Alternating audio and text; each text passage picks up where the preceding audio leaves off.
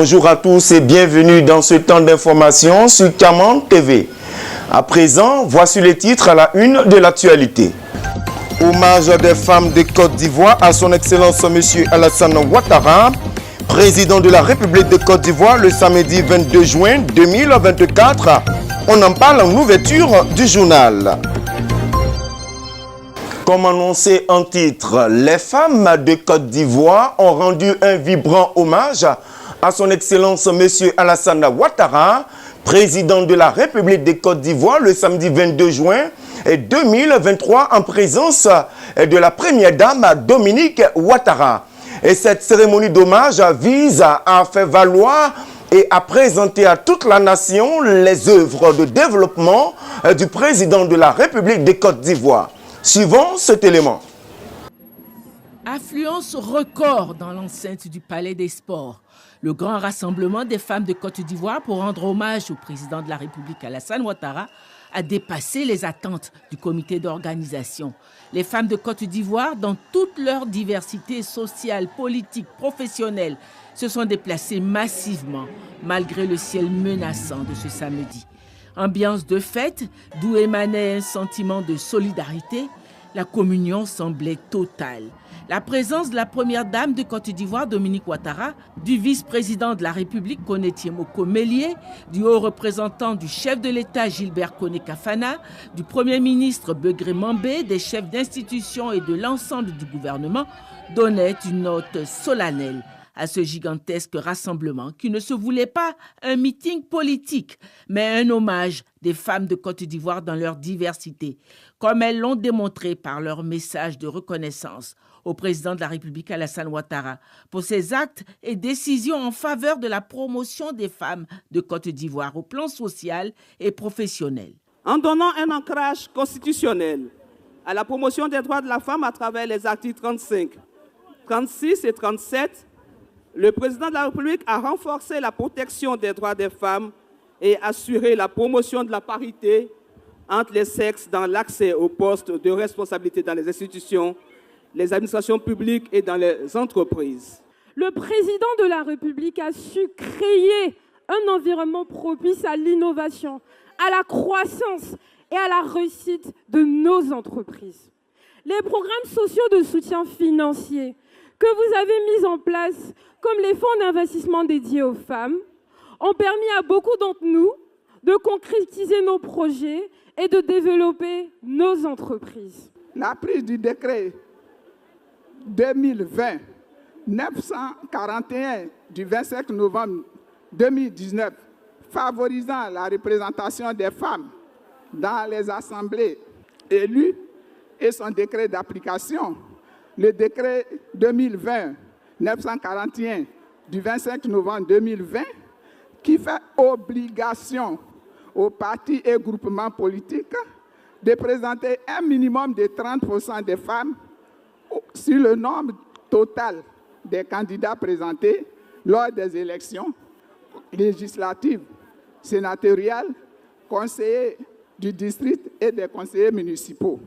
Excellence, Madame la Première Dame, l'engagement de notre président en faveur du développement rural et de l'amélioration des conditions de vie des femmes rurales est une source d'espoir et de fierté pour nous toutes.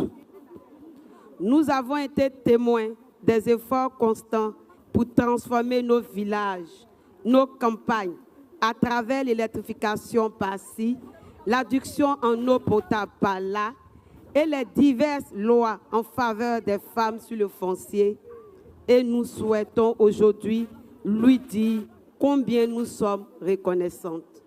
Les artistes que nous sommes, sans distinction aucune, devions répondre présent pour rendre un vibrant hommage au président de la République pour la considération qu'il nous porte, pour sa vision qui a impacté positivement notre quotidien. Les acquis sont indéniables et j'en partage quelques-uns. Prêtez l'oreille, prêtez bien l'oreille, la rente viagère mensuelle de 300 000 francs. Je dis bien 300 000 francs alloué à une soixantaine d'artistes seniors, ainsi qu'à ceux qui ont besoin de certains soins spécifiques. Loi au niveau du Burida, Bureau ivoirien des droits d'auteur, stabiliser, paiement régulier des droits d'auteur aux artistes, rémunération pour copie privée et reprographie. Les femmes ministres et hauts cadres de l'administration publique, championnes de la politique de promotion du genre du président de la République Alassane Ouattara, ont exprimé également leur reconnaissance. Le président de la République, un grand promoteur du genre, n'a cessé depuis son élection à la tête de l'État de promouvoir les femmes. C'est ainsi que, sous sa gouvernance, nous avons connu la première femme ministre d'État, première femme ministre de la Justice, première femme ministre de la Culture, première femme grande chancelière en la personne de Madame Henriette Dagri-Diabaté. La première femme présidente du Sénat, première femme ministre d'État, ministre des Affaires étrangères, première femme ministre de l'Enseignement technique et de la formation professionnelle. Il s'agit de Madame Kandia Kamisoko Kamara. La première femme présidente du Conseil constitutionnel et première femme présidente de la Cour de cassation en la personne de Madame Chantal Kamara. La première femme ministre d'État, ministre de la fonction publique, Madame Anne Désirée Oulouto. Première femme ministre de la promotion du logement, première femme ministre de l'économie et des finances et première femme ministre du plan et du développement, votre serviteur, Madame Cavagnali. La présidente du comité d'organisation a exhorté les femmes à l'espoir d'un épanouissement toujours plus grand grâce au président de la République Alassane Ouattara. Femmes de Côte d'Ivoire, nos acquis inestimables apparaissent comme des évidences parce que le sort nous a gâtés en nous gratifiant d'un président qui est passionné du travail et s'impose l'obligation de résultat. Il veut le meilleur pour son pays et ses compatriotes. Nos performances ne doivent rien au hasard. Je voudrais le répéter, les performances réalisées en Côte d'Ivoire ne doivent rien au hasard.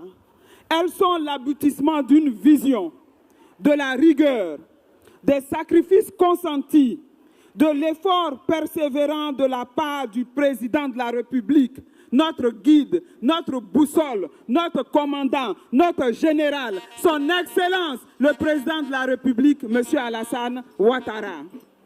Nous, les femmes, n'avons pas été oubliées. Au contraire, nous sommes portés au pinacle avec tous les programmes. Projet de loi pour protéger la femme, accès facile au financement. Femmes de Côte d'Ivoire, le président Alassane Ouattara est notre présent. Il est notre avenir, donc il est l'artisan infatigable et le dépositaire par excellence. La présidente du Sénat a transmis les félicitations et les encouragements de la doyenne Henriette Dagri-Diabaté, grande chancelière honoraire. La grande chancelière honoraire me charge de féliciter ces 50 000 femmes qui sont réunies ici, sur cette place, dans ce stade aujourd'hui. Chères sœurs, félicitations. Félicitations au nom de votre maman, le professeur Henriette Dagri-Diabaté. Le professeur Henriette Dagri-Diabaté me charge, enfin, de dire aux femmes de Côte d'Ivoire qu'elles peuvent toujours compter sur sa disponibilité, qu'elles peuvent toujours compter sur son affection maternelle pour les accompagner dans leur ambition de faire en sorte que cette Côte d'Ivoire demeure en paix. La première dame de Côte d'Ivoire a exprimé sa reconnaissance à toutes ses sœurs de Côte d'Ivoire pour cet hommage rendu à son époux et les a félicitées pour leur contribution à la bonne marche de la Côte d'Ivoire. Chères femmes de Côte d'Ivoire, mes chères sœurs, j'aimerais vous dire combien je suis heureuse et fière de vous voir toutes réunies aujourd'hui. Femmes de tous horizons, de tous bords politiques, de toutes confessions religieuses et membres de la société civile, pour exprimer votre reconnaissance à l'endroit de mon cher époux pour toutes ses actions en faveur des femmes de Côte d'Ivoire. En effet, vous avez décidé d'organiser cette cérémonie pour lui rendre hommage, toutes unies et parlant d'une même voix. Sans votre implication collective pour construire notre beau pays, il n'aurait pas été possible d'atteindre les progrès remarquables que nous observons aujourd'hui en Côte d'Ivoire. Le chemin que nous avons parcouru ensemble n'a pas été sans défi. Cependant, grâce à votre détermination et à votre solidarité, nous avons pu surmonter de nombreux obstacles pour aller de l'avant. Vous êtes les piliers de nos familles, les éducatrices de nos enfants et les bâtisseuses de notre nation. Votre rôle est central dans la transformation sociale et économique de notre pays et je vous en félicite. La présidente du comité scientifique de cet hommage a annoncé les présents des femmes de Côte d'Ivoire pour le président de la République. Un cheval blanc, symbole de pureté et d'élévation. Une jarre et un miroir sculptés pour la première dame de Côte d'Ivoire. Le rassemblement a pris fin dans la joie de cet hommage rendu au président de la République. Rendons-nous à présent à Blocos, dans la commune de Cocody, où l'église méthodiste Saint-Esprit de Blocos a organisé le dimanche 23 juin 2024 la journée des veuves et orphelins. Cette journée vise à faire des dons aux orphelins et aux veuves. Un reportage d'Athé Cédric est commenté par Marie-France Niepo. Chaque année, l'église méthodiste de Côte d'Ivoire consacre une journée aux veuves et orphelins. Et cette année, à l'église méthodiste Saint-Esprit de Blocos, c'était le dimanche 23 juin 2024 qu'a eu lieu cette cérémonie.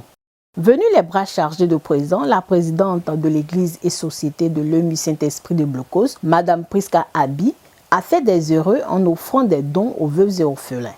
Et prenant la parole, elle a tenu à remercier tous les donateurs et les membres de l'église pour la réussite de la cérémonie ainsi que le Seigneur Jésus-Christ. Nous sommes donc réunis non seulement pour célébrer les veuves et les orphelins de notre communauté et aussi celle des églises sœurs.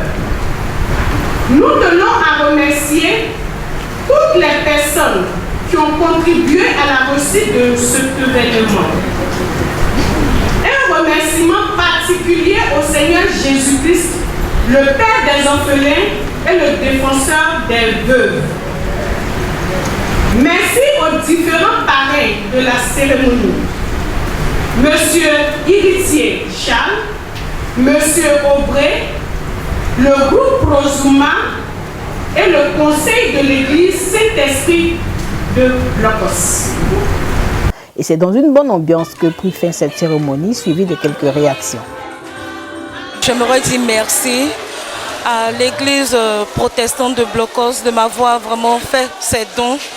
Que Dieu les bénisse et qu'il les rende au centuple pour vraiment tout ce qu'ils ont fait. Vraiment, merci beaucoup. Étant veuve, la communauté de Blocos, Saint-Esprit de Blocos, m'a invitée pour prendre part à leur festivité. Et je suis heureuse et je les félicite parce que je n'ai jamais vu une telle organisation. Je les félicite. Et ça donne du baume au cœur des veuves. Parce qu'elles sont honorées, elles oublient un temps soit peu les soucis et elles viennent, disons, se défouler dans le Seigneur avec leurs sœurs. Nous remercions le pasteur, le révérend pasteur Akafou Célestin et son équipe. Nous sommes venus accompagner nos 3 veuves qui ont été des récipiendaires en ce jour. Donc en termes de sentiments, nous sommes très heureux de savoir que l'église méthodiste de Blocos nous a accueillis à bras ouverts, malgré le temps qui était limité. Cette responsable, Abi Priska, nous a vraiment fait joie aujourd'hui, une grande joie et une grande satisfaction pour nous. Et je pense que ce modèle va nous servir d'exemple l'année prochaine également pour implémenter cette belle image que nous avons reçue en ce jour au sein de cette communauté. Point final, merci de nous avoir suivis. Restez fidèles sur Kamon TV, la vitrine de tout le peuple hakian. Dieu bénisse le peuple hakian ainsi que la Côte d'Ivoire. À bientôt.